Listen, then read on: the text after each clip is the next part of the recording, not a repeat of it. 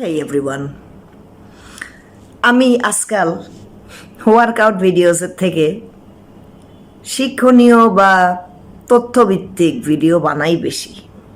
এটা নিয়ে কয়েকজনে আমাকে জিজ্ঞেস করছে, why are you doing this? আমার দায়িত্ব মনে হয় এজন্য আমি একটু ওয়ার্কআউট ভিডিও আপলোড করা থেকে দূরে আসি। তো আজকে আমার যে ভিডিওটা, যে টপিকটা আজকে আমরা আলোচনা করতে যাচ্ছি, যেটা আপনাদের সাথে শেয়ার করতে যাচ্ছি, সেটা হচ্ছে কিভাবে বৌদ্ধ ধর্ম এবং জৈন ধর্ম ভারত উপমহাদেশ বা এশিয়ান সাবকন্টিনেন্ট, মানে টোটাল কথা সাউথ এশিয়াতে, এই জায়গাটাতে বৌদ্ধ ধর্ম বা বুদ্ধিস্ট ফিলসফি, জৈন ফিলসফি, এই দুইটা ফিলসফি কিভাবে জাগ্রত হলো, স্টার্ট হলো, আর কেন স্টার্ট হতে গেল সেটা নিয়েই। বুদ্ধিস্ট ফিলসফি শুরু হয় গৌতম বুদ্ধের হাত দিয়ে, আর জৈন ধর্ম মহাবীর নামে এক সাধুর হাত দিয়ে শুরু হয় সাউথ এশিয়াতে। তো এনারা দুজনেই হিন্দু পরিবারের জন্ম ছিল। এরা হিন্দু ধর্ম বলতে তাদের সময় আজকে আমরা যে ধরনের হিন্দু ধর্ম দেখি, পৌরাণিক হিন্দু ধর্ম, যেখানে প্রচুর দেবদেবী আছে, ঘরের ভিতরে বসেই পূজা করা যায়, মূর্তি সামনে রেখে পূজা করা হয়, আর মন্দিরের ব্যবস্থা। আজকে আমরা হিন্দু ধর্মকে যেভাবে দেখি, পৌরাণিক হিন্দু ধর্ম, গৌতম বুদ্ধ বা মহাবীরের সময় কিন্তু হিন্দু ধর্মটা এরকম ছিল না। হিন্দু ধর্মটা তখন ছিল বৈদিক ধর্ম। আমরা আগেও বৈদিক ধর্ম নিয়ে আলোচনা করছি।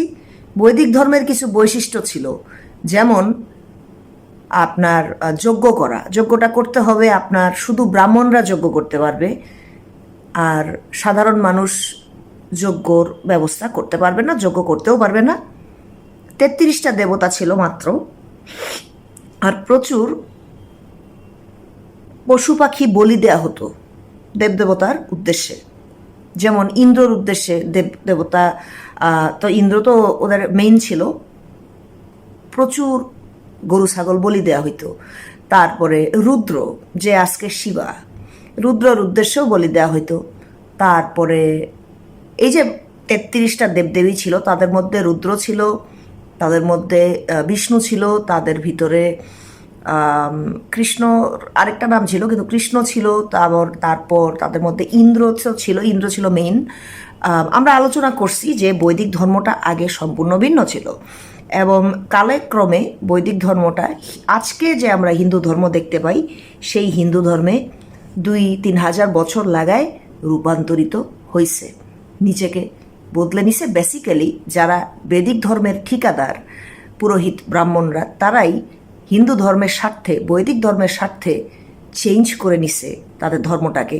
বিভিন্ন বই পুস্তক লেখছে, যেমন মনুস্মৃতি, যতগুলা পুরাণ আছে প্রত্যেকটা, তারপরে উপনিষদ, এগুলা লেখছে। আগে কিন্তু এত বই পুস্তক ছিল না, একদম শুরুর দিকে ছিল ওই 4টা বেদ, ঠিক আছে? তো back to Buddhism. Gautam Buddha, আমি বৌদ্ধ ধর্ম দিয়ে শুরু করি, কারণ আমাদের বাংলা অঞ্চল একটা সময় বিশালভাবে সবাই, মোরলেস এভরিওয়ান, মোরলেস সবাই না একেবারে, but more less a lot of people, they were Buddhist. তো এই কারণেই আমি বুদ্ধিস্ট ফিলসফি নিয়ে আমি শুরু করতেছি। তো গৌতম বুদ্ধ যখন দেখতে পাইল যে তার সময় হিন্দু ধর্মের অবস্থাকে দেখতে পাইল, আজ থেকে 2500 বছর আগে, 2550 বা 2560 বছর আগে, যখন সে দেখতে পাইল যে তার এই ধর্মটা, বৈদিক ধর্মটা, এটার মধ্যে জাতপাত আছে, ব্রাহ্মণ ছাড়া কেউ পূজা করতে পারে না, তারপরে পশু বলির একটা বিশাল ব্যাপার আছে, খোলা আকাশের নিচে আগুন দিয়ে যজ্ঞ করতে হয়, তারপরে অনেক অনাচার আছে, অনেক কুসংস্কার আছে, যেগুলো বাস্তবতার সাথে মিলে না। তখন সে আরও দেখতে পাইল যে সমাজের আরও অনেক সমস্যা, যে রাজারা খুব আনন্দে থাকে, ধনীরা খুব আরামে থাকে, আর গরিবরা তাদের ভাগ্যকে মেনে নেয়, তারা কাস্টে জন্মাইছে, লোয়ার কাস্টে জন্মাইছে বলে তারা তাদেরকে আলাদা করে রাখছে। এক কাস্ট আরেক কাস্টের সাথে মিলে না, ঠিক আছে? এক কাস্টের দেবতা একরকম, আরেক কাস্টের দেবতা আরেক রকম। এসব যখন দেখলো, সে যখন অনেক বৈদিক ধর্মের অনেক প্রবলেমেটিক সিচুয়েশনগুলো দেখলো, প্রাচীন হিন্দু ধর্মই বলি আমি, বৈদিক ধর্ম বললে অনেকে কনফিউজ হতে পারে, তখন গৌতম বুদ্ধ চিন্তা করা শুরু করলো, সিদ্ধার্থ সে চিন্তা করা শুরু করলো, ভাই এটা কি সমাজে আমি জন্মাইছি, এটা কি ধরনের ধর্ম, এটা কি ধরনের লাইফস্টাইল যে সাতটা জন্মে ওরা বিশ্বাস করে, তারপরে কোনো এনলাইটেনমেন্ট নাই, হ্যাঁ, তারপরে এত এত ভাগ, এত এত ইকোনমিক ডিসপ্যারিটি, সোশ্যাল ডিসপ্যারিটি, তারপরে মহিলাদের অবস্থা একেবারে যাচ্ছে তাই। এগুলো দেখার পরে আর ব্রাহ্মণদের অ্যাক্টিভিটিস দেখার পরে সে যা সে সিদ্ধান্ত নিল সেটা হচ্ছে সে একটা সাধু হয়ে গেল। আমরা সবাই জানি গৌতম বুদ্ধ সাধু হয়ে গেছিল, তার রাজদরবার, পরিবার, বউ বাচ্চা সব ফালায় দিয়ে সে চলে গেছিল ধ্যান করতে, সে সাধু ভিক্ষু হয়ে গেছিল।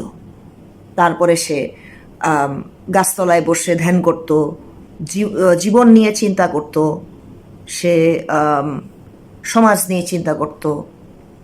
এই করতে করতে করতে করতে সে অনেক বছর সে এই ধ্যান ট্যান করে, একা একা জার্নি করে, একা একা চলে সে ভিক্ষু হইছে।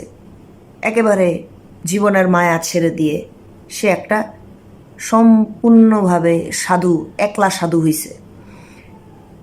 তারপরে সে বুদ্ধা হয়ে উঠছে, দ্য এনলাইটেন্ড ওয়ান। এনলাইটেন্ড তাকে কেন বলা হয়? কারণ সে এই যে ধ্যান করছে, বিভিন্ন জায়গায় ঘুরছে, বিভিন্ন জায়গায় গেছে, দেখছে মানুষের কষ্ট দুঃখ দেখছে, দেখার পরে সে যেই সমাজে তার জন্ম হয়েছিল, সেই সমাজের যে ধর্মটা, সেই সমাজের ধর্মটাকে সে দেখছে হারে হারে। দেখার পরে বৈদিক ধর্মটার যে ইভেলস, এই ইভেলসগুলো সে দেখছে, দেখার পরে সে বুঝতে পারছে এটা তার জন্য না। তখন সে একটা ফিলসফি নিজে দাঁড় করায়। এই এত বছর চলতে চলতে সে একটা ফিলসফি নিজে দাঁড় করায়, যেই ফিলসফিটা গৌতম বুদ্ধের নিজের ফিলসফি ছিল, এবং সে এই ফিলসফিটা দিয়ে সে বেঁচে বাঁচত, চলতো। তার আশেপাশে যারা তাকে দেখে ইন্সপায়ার্ড হয়েছে, তারা তার কাছে আসা শুরু করে, এসে জিজ্ঞেস করে তুমি অ্যাকচুয়ালি করতেছোটা কি? তখন সে বলল যে আমি এই এই এই দেখছি, এগুলা ভালো না, these are the points, these are the problems, বিশেষ করে কাস্ট সিস্টেম, তারপরে কুসংস্কারে আচ্ছন্ন, ঠিক আছে? কেউ এনলাইটেনমেন্ট রিচ করতে পারে না 7 বার জন্মগ্রহণ করার আগ পর্যন্ত, ঠিক আছে? অনেক কিছু আছে বৈদিক ধর্মে যেগুলো গৌতম বুদ্ধের পছন্দ হয় নাই, ঠিক আছে? তারপরে একেবারে লাগাতার পশু বলি, মহিষ বলি, গরু বলি, ছাগল বলি, এইসব পাখি বলি, এমনকি হাতি, তারপরে ঘোড়া, তারপরে সিংহ, বাঘ, এগুলোও বলি দিত বৈদিক যুগের মানুষজন। তো গৌতম বুদ্ধর কাছে এগুলি ভালো লাগে নাই। তারপরে পূজা সবাই করতে পারবে না, প্রার্থনা সবাই করতে পারে না, একটা পুরোহিত, একটা ব্রাহ্মণের মাধ্যমেই পূজা করতে হয়, এগুলো তার ভালো লাগে নাই। এজন্য সে এই পুরা জিনিসটার বিরুদ্ধে একটা সাইলেন্ট রেবেলিয়ান করে সে বৈদিক সমাজ থেকে সরে গেছে। সরে গিয়ে এই কাস্ট সিস্টেম ছিল গৌতম বুদ্ধের মেইন ঘৃণার জায়গা, কাস্ট, ঠিক আছে? কাস্ট সিস্টেম ছিল তার মেইন, বর্ণপ্রথা তার চক্ষুশূল ছিল। তো এখান থেকে সে বেরিয়ে সে নিজে একটা ফিলসফি দাঁড় করায়, এবং সেই জন্য ফিলসফি দাঁড় করানোর জন্য সে নিজেকে কখনো দেবতা বা দেবতার অবতার অথবা সৃষ্টিকর্তার ছেলে, সৃষ্টিকর্তার সন্তান, অথবা সৃষ্টিকর্তার থেকে চুজ করা কোনো নবী রসুল নিজেকে কখনো দাবি করে নাই। এটা হচ্ছে গৌতম বুদ্ধের একটা অত্যন্ত স্মার্ট ডিসিশন, কারণ সিদ্ধার্থ যথেষ্ট এখানে বুদ্ধি রাখা মানুষ ছিল, এজন্য সে কোনো কিছু দাবি করে নাই, কারণ দাবি করলে সে এক্সট্রা বেনিফিট পাইতে পারতো সমাজ থেকে। সে এসব লোভ করে নাই, সেই সব দাবিও করে নাই। অ্যাজ আ রেজাল্ট তাকে যখন জিজ্ঞেস করছে মানুষজন, is there a god, is there a দেবতা, is there a supreme force, সাধারণ মানুষ যখন তাকে দেখে, তার ডিফারেন্ট অ্যাক্টিভিটি দেখে জিজ্ঞাসা করছে তাকে, গৌতম বুদ্ধ বলছে আমি জানি না। সে চুপ ছিল, সে বলে নাই হ্যাঁ, সে বলে নাই না।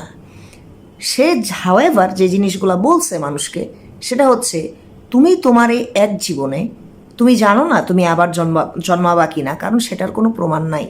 তুমি জানো না মরে গেলে তোমার সাথে কি হবে, এটা তুমি জানো না, কারণ আজ পর্যন্ত মরে যাওয়া কোনো মানুষ এসে জীবিত হয়ে পুনরায় বলে যায়নি যে আমি ওখানে কি কি দেখলাম। জীবিত মানুষই মৃত মানুষকে নিয়ে আলাপ আলোচনা করে সামনের জীবনে বা মৃত্যুর পরে কি কি হতে পারে, এগুলা জীবিত মানুষেরই হাইপোথেসিস, তারা ইম্যাজিন করে, কিন্তু তারা ফর শিওর বলতে পারে না। আর রিইনকার্নেশন বা পুনর্জন্ম বলে যে কিছু একটা থাকতে পারে, এইটারও তেমন কোনো গ্যারান্টি নাই, কারণ এগুলা কোনোটাই প্রুভড না।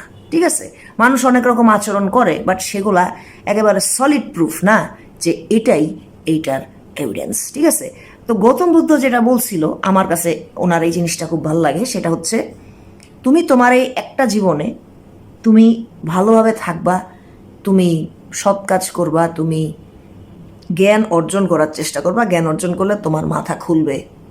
এটা তার একটা খুব ভালো জিনিস সে শিখাই দিছিল। আরেকটা হচ্ছে লোভ না করা, প্রয়োজনের চেয়ে বেশি না চাওয়া, প্রাণী হত্যাকে সে সম্পূর্ণটাই মানে আমি নিজেও এরকম না, আমি নিজেও গরুর মাংস খাই, আমি নিজেও মুরগির মাংস খাই, মাছ খাই। গৌতম বুদ্ধ কমপ্লিটলি একটা ভিগান হয়ে গেছিল, কমপ্লিটলি। সে কোনো গরু ছাগল মাছ টাছ কিচ্ছু খাইতো না, সে শুধু সবজি খাইতো। এই যে ভিগানিজমের ধারণাটা, এইটা এই গৌতম বুদ্ধের কাছ থেকে আসছে। এটা কিন্তু বেদিক ধর্মে ছিল না ইনিশিয়ালি। ঠিক আছে, গৌতম বুদ্ধ এই যে ধারণাটা অহিংসা, এই অহিংসার ধারণাটা বুদ্ধিস্ট ফিলসফির ফাউন্ডার যে গৌতম বুদ্ধ সিদ্ধার্থ, এই সিদ্ধার্থের মাথা থেকেই প্রথমে আসে, কারণ সে পশু পাখি হত্যা একদমই সহ্য করতে পারে না, একদমই পারতো না। এজন্য সে বলছে অহিংসা। এনলাইটেনমেন্ট রিচ করতে গেলে ধ্যান করতে হবে, মানে চিন্তা করতে হবে। ধ্যান করা মানে চিন্তা করা, অবজার্ভ করা মানে হচ্ছে মেডিটেশনের পার্ট। তারপর তোমাকে জ্ঞান অর্জন করতে হবে, তোমাকে সাধারণ একটা জীবন যাপন করতে হবে যাতে তুমি এই পৃথিবীর মায়া, পৃথিবীতে যে লোভ লালসা, এগুলো থেকে তুমি মুক্তি পাও। এটাই আসল মুক্তি। আর তুমি কোনো কিছুর আশায় কখনো কোনো পূজা অর্চনা করবা না। যা করবা তুমি তোমার নিজের হাতে করবা। সব মানুষই সমান, এবং এই একটা জীবনে, এই জীবনটা যেখানে তুমি চোখ খুলে আসো, চোখ বন্ধ হওয়ার আগ পর্যন্ত, এই জীবনটায় try to live the best life, the pure life that you can. ঠিক আছে, সেটা অনেকভাবেই হইতে পারে, এটার কোনো ধরাবান্ধা সিস্টেম নাই। এবং সে খুব স্ট্রংলি বিশ্বাস করতো গৌতম বুদ্ধ যে সব মানুষ আলাদা না, সব মানুষই এক। জাত প্রথা, বর্ণ প্রথা বলে কিছু নাই। সে এটা সম্পূর্ণ ঘৃণার দৃষ্টিতে দেখতো। সে নিজে একটা রাজার ছেলে হওয়া সত্ত্বেও সে ভিক্ষু হইছে যে নিজে আরেক রাজা হইতে পারতো। ঠিক আছে, সেসব বাদ দিয়ে সে ভিক্ষুক হয়েছিল। ঠিক আছে, তার মানে আপনি বুঝছেন যে পৃথিবীর যত ম্যাটেরিয়ালিজম আছে, সে সব ম্যাটেরিয়ালিজমকে একেবারে ত্যাগ করছে সাকসেসফুলি, তারপরে বুদ্ধ হয়ে উঠছে। তো এই হলো কাহিনী। All human beings are inherently equal according to Gautam Buddha, এবং তারা তাদের নিজের অ্যাকশানের জন্য, এ লাইফে তারা যা করবে সেটার জন্য তারা হয় রিওয়ার্ডেড হবে, আর না হলে খারাপ কাজ করলে সেটার জন্য তারা দায়ী থাকবে। তো it was quite simple, but it was easy to follow. তো অনেক মানুষ দেখলো যে Gautam Buddha is doing something really good, আর তারা বুঝতে পারলো যে বেদিক ধর্ম থেকে গৌতম বুদ্ধের ফিলসফিটা অনেকটাই মানবিক, অনেকটা স্মার্ট চয়েস, অনেকটা মডার্ন। আর Buddhism itself is an act of rebellion against the Vedic religion in South Asia. তো গৌতম বুদ্ধ কিন্তু ঠান্ডা মাথা মানুষ হয়েও সে কিন্তু বিশাল একটা বিপ্লবের জন্ম দিছে বৌদ্ধ ধর্ম চালু করে। বৌদ্ধ ফিলসফি, ধর্ম না, ফিলসফি চালু করে। গৌতম বুদ্ধকে আজকের দিনে আপনারা দেখবেন, যদি থাইল্যান্ডে যান, কম্বোডিয়া যান, চায়নাতে যান, তাহলে আপনি দেখবেন যে গৌতম বুদ্ধকে অনেকে গড হিসাবে পূজা করে, তার মূর্তি বানায়, গড হিসাবে তাকে পূজা করে। এটা কিন্তু বুদ্ধিজম আলটিমেটলি বিভিন্ন জায়গায় বিভিন্ন রকম রূপ ধারণ করাতে বা বিকৃত হয়ে যাওয়াতে এই জিনিসটা আমরা দেখতে পাই। আদত বুদ্ধিস্ট ফিলসফি, কোর ফিলসফিতে গৌতম বুদ্ধ কিন্তু কোনো গড না। গৌতম বুদ্ধর তৈরি করে যাওয়া ফিলসফি অনেকটা কনফুসিয়াসের মতো, চাইনিজ ফিলসফি কনফুসিয়াসের মতো, ঠিক আছে? এখানে কোনো গডের ধারণা নাই। এটা কিন্তু একটা নাস্তিক ফিলসফি, ঠিক আছে? গৌতম বুদ্ধের যে বুদ্ধিজম, এটা নাস্তিক ফিলসফি। আর এখানে কোনো কি বলে এটাকে, যে আপনাকে স্যাক্রিফাইস করতে হবে, আপনাকে মান্যত করতে হবে, পূজা অর্চনা করতে হবে, আপনাকে বলি দিতে হবে, ঠিক আছে? এইগুলা সিস্টেম কিন্তু অরিজিনালি বুদ্ধিক ফিলসফিতে ছিল না। আস্তে আস্তে আস্তে আস্তে আস্তে সময় যাইতে যাইতে 2500 বছর কিন্তু অনেক লম্বা একটা সময়। তখনও খ্রিস্টানিটি আসে নাই, তখনও ইসলাম আসে নাই। ওই সময়কার মানুষ, এই 2500 বছর পূর্বের মানুষ আস্তে আস্তে আজকের দিনের সাথে কম্পেয়ার করলে বুদ্ধিস্ট যে ফিলসফি সেটা অনেকটা বিকৃত হয়ে গেছে আনফর্চুনেটলি। তো ব্যাক টু গৌতম বুদ্ধ। এই বুদ্ধ নিজে কিন্তু একটা বিপ্লবের ডাক দিছে। তার দেখা দেখি অনেকে তার ফিলসফি ফলো করা শুরু করে এবং তারা মোনাস্ট্রি সেট করে। মোনাস্ট্রি হচ্ছে আপনার এই সাঙ্গা মানে হচ্ছে যেখানে ওই বৌদ্ধ ভিক্ষুরা থাকে মোনাস্ট্রিতে, ঠিক আছে? তো ফিলসফিটার একটা বৈশিষ্ট্য আছে। ফিলসফিটার বৈশিষ্ট্য হচ্ছে যারা বৌদ্ধ ভিক্ষু হয়, ছেলে হোক মেয়ে হোক, তারা একটা নির্দিষ্ট বিল্ডিংয়ে থাকবে, একটা নির্দিষ্ট জায়গায় থাকবে, যেটাকে বলা হয় মোনাস্ট্রি অথবা সাঙ্গা, ঠিক আছে? বিহার, বৌদ্ধ বিহার যেটা, হ্যাঁ। তো বিহারে এসে তারা পড়ালেখা করবে বিভিন্ন জিনিস নিয়ে, তারা একটা সাধু জীবন যাপন করবে, ভেজিটেরিয়ান খাবে, সম্পূর্ণ চুল টুল ফেলে দিবে, একেবারে সাধু সাধু সাধু, সোজা কথা। কোনো পৃথিবীর লোভ নাই, কিছু নাই, তাদের কোনো যৌন চাহিদা নাই, থাকবে না, তারা কোনো বিয়ে শাদী করবে না, একটু এক্সট্রিমের দিকে চলে গেছে। বাট এই যে মোনাস্টিক লাইফ, সাধুর জীবন, এই সাধুর জীবনটা এই গৌতম বুদ্ধকে দেখে যখন মোনাস্ট্রি তৈরি হলো সাউথ এশিয়াতে, তখন এই ঘরানার লাইফস্টাইল শুরু হলো। যারা গৌতম বুদ্ধকে দলে দলে যোগ দিল, তারাও গৌতম বুদ্ধের মতো সাধু হয়ে গেল। সাধু হয়ে সাধু জীবন যাপন, মোনাস্ট্রির ভিতরে থাকা, ধ্যান করা, পড়ালেখা করা, একটু এদিক সেদিক ঘোরা, জীবন সম্পর্কে বোঝা এবং খুবই সিম্পল লাইফ লিড করা, ভিক্ষা বেড়ে খাওয়া, মানুষ যা দেয় তাই খাইতো, প্রেফারেবলি ভেজিটেরিয়ান, অহিংসা, এই ফিলসফিতে চলতো। আর এই মোনাস্টিক জীবনটা যাপন করতো, বিয়ে শাদী সব, ঘর সংসার ছেড়ে, বাসাবাড়ি ছেড়ে চলে গিয়ে মোনাস্ট্রিতে থাকতো। এই ছিল কাহিনী, ঠিক আছে? তো মোনাস্ট্রি কালচার আসলো বুদ্ধিজম থেকে। আর Buddhism started a rebellion in ancient South Asia as a result of Gautam Buddha, as a result of a new philosophy, a new way of life, a new way of thinking south এশিয়াতে develop করার ফলে। আমার কথা হয়তো অনেকে বিশ্বাস করবে না, বলবে যে তুমি চ্যাট জিপিটি, এআই, তারপরে বিভিন্ন ওয়েবসাইট পড়ে তুমি বৈদিক ধর্ম সম্পর্কে কি বলবা, তুমি বুদ্ধিজম সম্পর্কে কি বলবা? আমি তাদের উদ্দেশ্যে একটা কথা বলে দেই, আমার কোনো কথা, আমার কোনো ভিডিও যদি আপনাদের বিশ্বাস না হয়, তাহলে আপনারা নিজেরা শুধু এআই না, বিভিন্ন বই পুস্তক বা প্যাগোডা, ওখানে যে আপনারা আমি যে ইনফরমেশনগুলো দিচ্ছি সেগুলো অবশ্যই ক্রস চেক করে নেবেন। তারপরে আপনারা সিদ্ধান্ত নেবেন যে আমার ভিডিওটা ফেক, ফলস ইনফরমেশনে ভরপুর, নাকি আমি সেটাই ডেলিভার করতেছি যেটা ডেলিভার করা দরকার, যেটা সত্য। তো আমরা কথা বলছিলাম গৌতম বুদ্ধকে নিয়ে।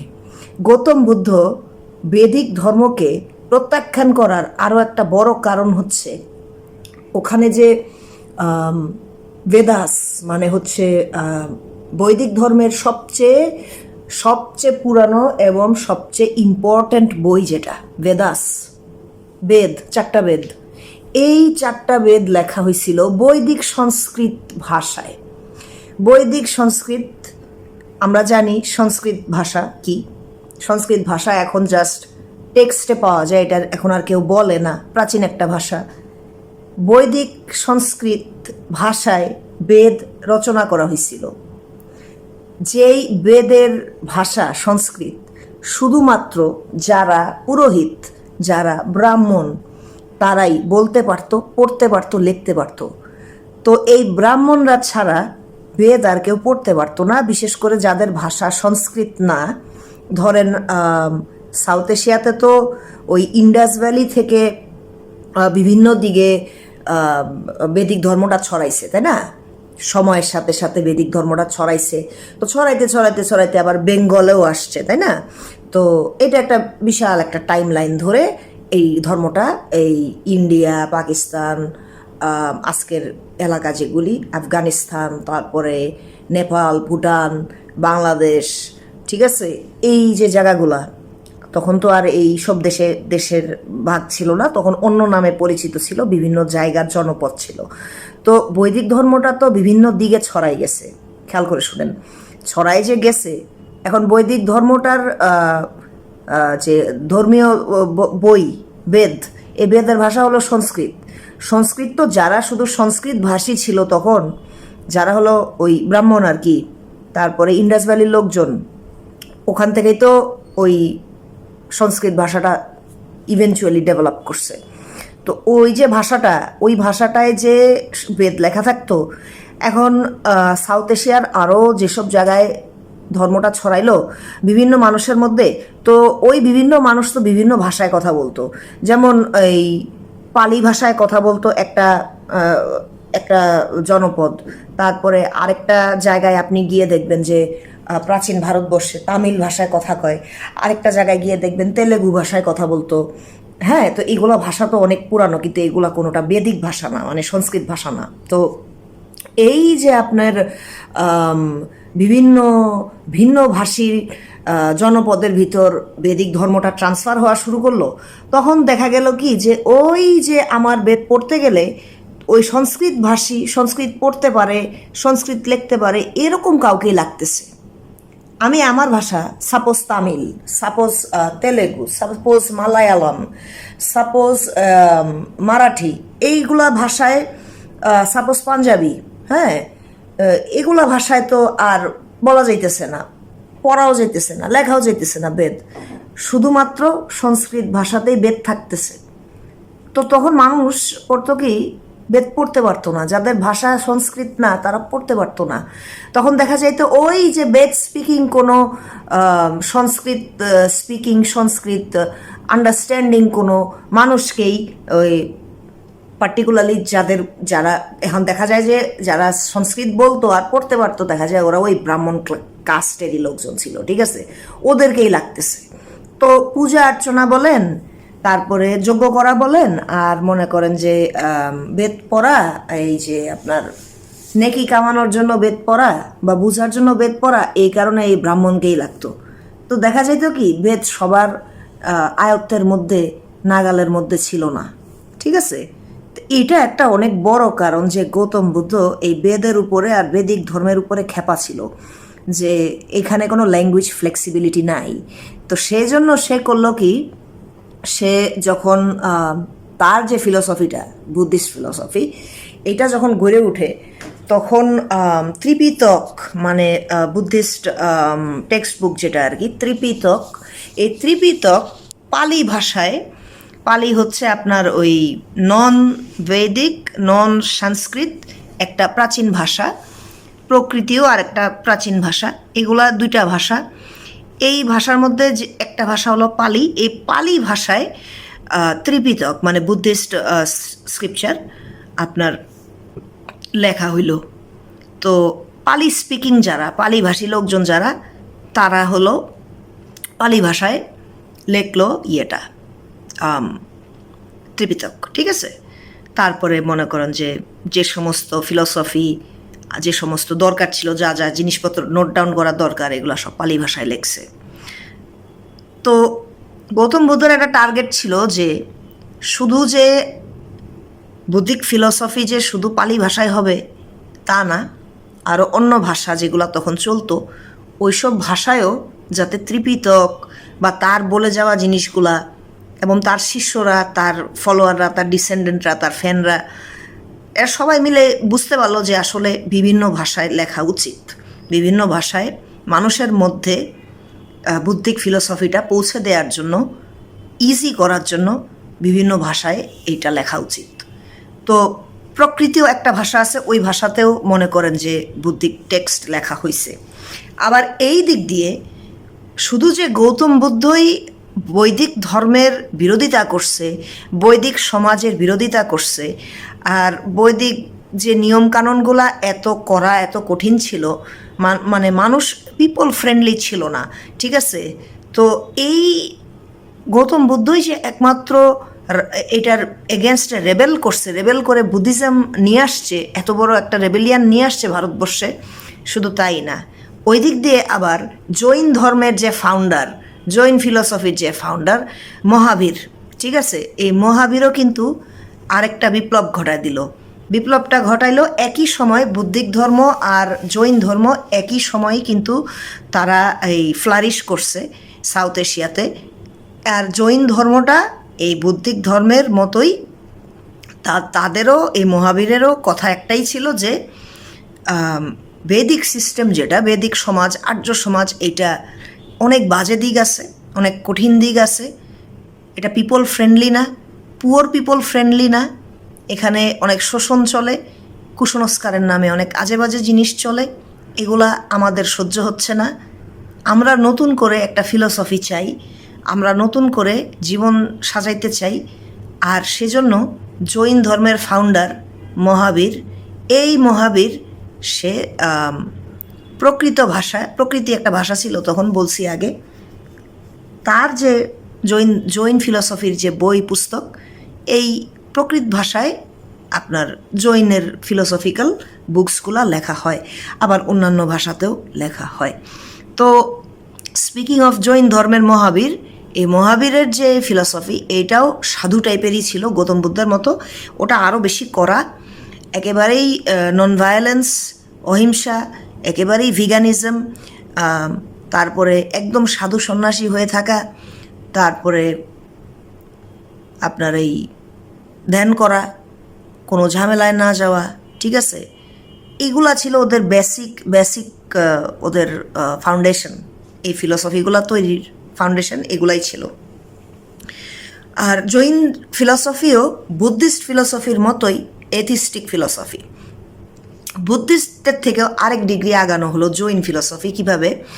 জৈন ফিলসফিতে মহাবীর তীর্থাঙ্করা সে চিন্তা করে বাইর করছে, বা সে ভাবছিল যে মানুষের কোনো সোল নাই, মানে কনসেপ্ট অফ দ্য সোল, যে মানুষ মারা গেলে তার সোল বলে একটা জিনিস থাকে, সোলটা অন্য জায়গায় যায়, এই জিনিসটার কোনো যেহেতু প্রমাণ নাই, তো মহাবীর কনক্লুডেড যে সোল বলে কিছু নাই।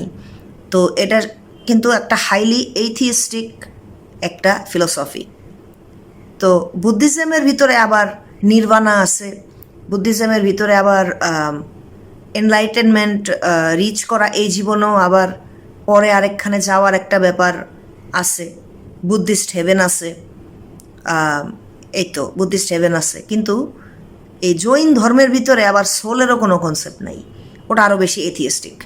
তো যাই হোক, দুইটা ধর্মই এথিয়েস্টিক, ধর্ম বললে ভুল হবে, philosophy atheistic in the sense that এরা দেখছে যে তাৎক্ষণিক কোনো সৃষ্টিকর্তা বা ঈশ্বরের প্রমাণ নাই, দেবদেবতা এগুলো মানুষের বানানো জিনিস, বিভিন্ন কল্পকাহিনী, বিভিন্ন প্রকৃতির ধারণা, প্রকৃতিকে ভুল বোঝা থেকে প্রাচীন মানুষের ধারণা গড়ে ওঠে, এই প্রকৃতির এই জিনিসটা এই দেবতা, ওই জিনিসটা ওই দেবতা, এভাবেই পৌত্তলিকতা গড়ে ওঠে। এই দুইটা লোক, এই মহাবীর আর গৌতম বুদ্ধ, এটা খুব ভালো করে বুঝতে পারছিল, দে ওয়ার স্মার্ট ম্যান, ঠিক আছে, ওরা এটা বুঝতে পারছিল। এই জন্য ওরা বৈদিক সমাজ থেকে, বৈদিক সমাজেই ওদের জন্ম, বৈদিক সমাজ থেকে ওরা সরে গেছিল, সরে গিয়ে ওরা এরকম সাধু ফিলসফি এবং সাধু লাইফস্টাইল, তারপরে এই মোনাস্টিক লিভিং, অহিংসা, অন্যকে আঘাত না করা, খুবই সিম্পল, খুবই সাধু টাইপের লাইফ লিড করা, নিজের দায়িত্ব নিজের উপরে নেয়া, জীবন যে দুঃখময় সেটা মাইনে নেয়া,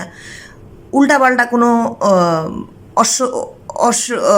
ঐশ্বরিক কোনো কিছুর উপরে নির্ভর না করে নিজের উপরে নির্ভর করা, নিজের ভালো কাজের জন্য নিজের ফল আসবে, নিজের খারাপ কাজের জন্য নিজেই তুমি ভুগবা। এই যে বাস্তবিক যেই কাঠামো, এই চিন্তার মানুষ এনারা ছিল। এজন্য এনাদের এই দুইটা মুভমেন্ট শুরু হয় 6th সেঞ্চুরির দিকে বৈদিক সমাজে in ancient south Asia against the বৈদিক রিলিজিয়ান। দুইজনই পায়োনিয়ার, দুইজনই রেবেল, ঠিক আছে। একজন জৈনের ফাউন্ডার অ্যান্ড রেবেল এগেনস্ট বৈদিক সিস্টেম, আরেকজন বুদ্ধিজমের ফাউন্ডার এবং রেবেল এগেনস্ট দ্য বৈদিক সিস্টেম। তো তখন কি হইল বৈদিক সমাজে? তখন এই যে ব্রাহ্মণরা, তারপরে রাজারা, তখন তো কিংশিপ ছিল, আর হাই ক্লাসগুলো সবই ছিল হচ্ছে সংস্কৃত স্পিকিং, সংস্কৃত বুঝতে পারে, পড়তে পারে ব্রাহ্মণ, হ্যাঁ, কাস্ট। তাদের নিচে ছিল ওয়ারিয়র কাস্ট, তারপরে তার নিচে ছিল ব্যবসায়ী ক্লাস মানে বৈশ্য, তার নিচে ছিল শূদ্র মানে একেবারে লেবারার, তারও নিচে আরও আছে এই আনটাচেবল দলিত, ঘৃণার চোখে দেখতো যাদেরকে। তারপরে আবার যারা হলো সাঁওতাল, উপজাতি না সরি আদিবাসী, যারা বৈদিক ধর্ম আসার আগে থেকেও প্রাচীন সাউথ এশিয়াতে ছিল হাজার হাজার বছর ধরে, হ্যাঁ, সেই এনশিয়েন্ট হিউম্যান মাইগ্রেশন থেকে শুরু করে নিয়ে ওদেরকেও এই পরবর্তী যে আর্য ধর্মটা, যে বৈদিক ধর্মটা, এই ধর্মের মানুষেরা ওদেরকেও ঘৃণা করত।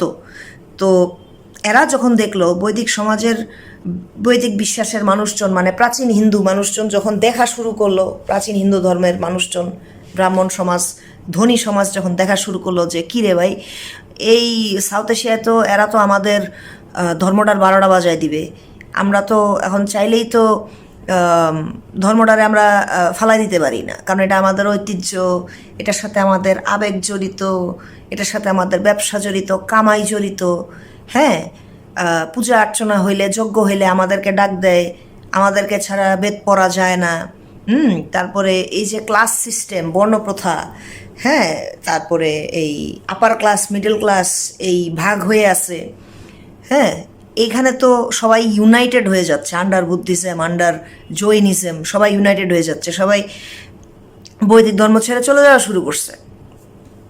তাহলে কিভাবে বুদ্ধিক রিলিজিয়ানকে মানে বুদ্ধিস্ট ফিলসফিকে আর জৈন ফিলসফিকে কিভাবে আটকানো যায়? তখন বৈদিক ধর্মের ঠিকাদাররা সেইটা নিয়ে চিন্তায় বসে গেল, আর তখন থেকে আরেকটা ইতিহাসের সূচনা শুরু।